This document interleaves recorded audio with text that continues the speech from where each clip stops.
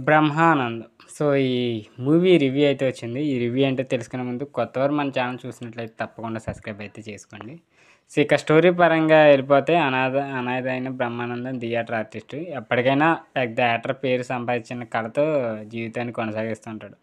తన ప్రాణ స్నేహితుడు గిరి చేసే ఆర్థిక సహాయం అండ్ ఇతర అప్పులతో కాలాన్ని నెట్టుకుంటూ వస్తుంటాడు. ఇలాంటి క్రమంలోనే జాతీయ స్థాయిలో ప్రతిభను నిరూపించుకునే బంపర్ ఆఫర్ బ్రహ్మానందంకి అయితే వస్తుంది.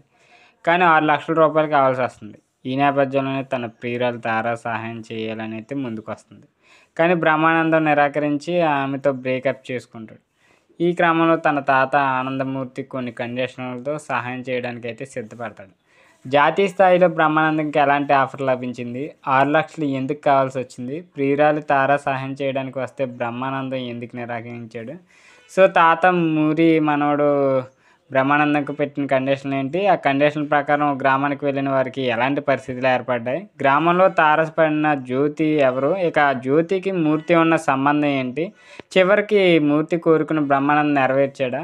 బ్రహ్మానందం నటుడిగా కావాలన్న లక్ష్యం నెరవేరిందా? అనే క్వశ్చన్స్కి ఆన్సరే ఈ బ్రహ్మానందం మూవీ. సో, మానవ సంబంధాలు, భావోద్వేగాలు, తాత మనవడి మధ్య రిలేషన్, ప్రేమ, జీవిత లక్ష్యాలు లాంటి అంశాలను జోడించి రూపొందించిన ఈ మూవీ చిన్న పాయింట్‌ని సాగదీసి 2 గంటల పైగా తెరపై నడిపించిన స్టోరీ ఇది. ఫస్ట్ హాఫ్‌లో అసలు కథలోకి వెళ్ళడానికి డైరెక్టర్ నిఖిలే చాలానే కష్టపడ్డారనే ఫీలింగ్ కలుగుతుంది.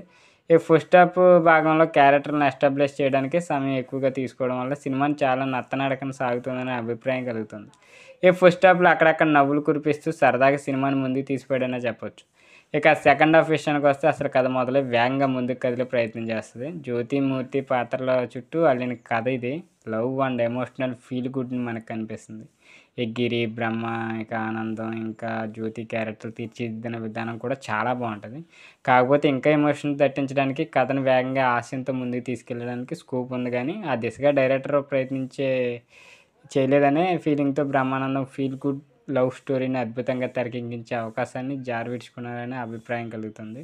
ఇక యాక్టర్స్ పర్ఫార్మెన్స్కి వస్తే ఆనందమూర్తిగా బ్రహ్మానందం యాక్టింగ్ అయితే కొంత చెప్పుకోవాల్సిన అవసరం లేదు. ఇంకా ఆయన యాక్టింగ్ అంటే మీకు తెలిసిందే కదా, వేరే లెవెల్ అని.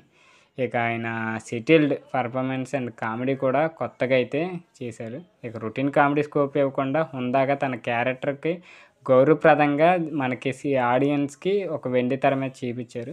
మడమడుడు బ్రహ్మానందం క్యారెక్టర్లో రాజా గౌతమ్ తన ప్రతిభను నిరూపించుకునే అవకాశం చక్కగా ఉపయోగించుకున్నారని చెప్పొచ్చు.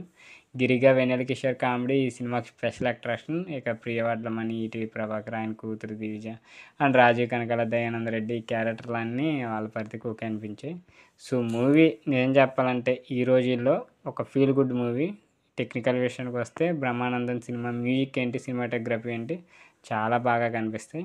చాలా బాగుంటుంది. సినిమాకు ప్లస్ అవే అని చెప్పొచ్చు. సో, కంటెంట్‌ని ప్రాణంగా నమ్మే నిర్మాత రాహుల్ యాదవ్ తన అభిరుచిని చాటుకున్నారని చెప్పొచ్చు. కానీ కథపై ఇంకా కసరెత్తుంటే ఇంకో డిఫరెంట్ లవ్ స్టోరీ ఉండేదనిపిస్తది. కానీ ప్రొడక్షన్ వాల్యూస్ కూడా మంచి స్టాండర్డ్‌లో ఉన్నాయి. సో, బ్రహ్మానందం రెగ్యులర్‌గా వచ్చే రొటీన్ ప్రేమ కథ, ఫ్యామిలీ ఎంటర్‌టైనర్ కాదు. ఓ డిఫరెంట్ పాయింట్‌తో ఎమోషన్స్, హ్యూమన్ వాల్యూస్ చెప్పే సినిమా. ఇక విలేజెస్లో మనకి ఫీల్ గుడ్తో సాగే ఒక లవ్ స్టోరీ అనే చెప్పొచ్చు. సినిమాకి ప్లస్ పాయింట్. సో, చాలా బాగుంటుంది, చూడండి, మీకు బాగా నచ్చిద్ది. ఈ ఎమోషనల్ మూవీ. సో, ఇది ఈరోజు వీడియో. వీడియో నచ్చినట్లయితే తప్పకుండా లైక్ చేసి ఇలాంటి మూవీ అప్డేట్స్ కోసం మన ఛానల్ తప్పకుండా సబ్స్క్రైబ్ అయితే చేసుకోండి.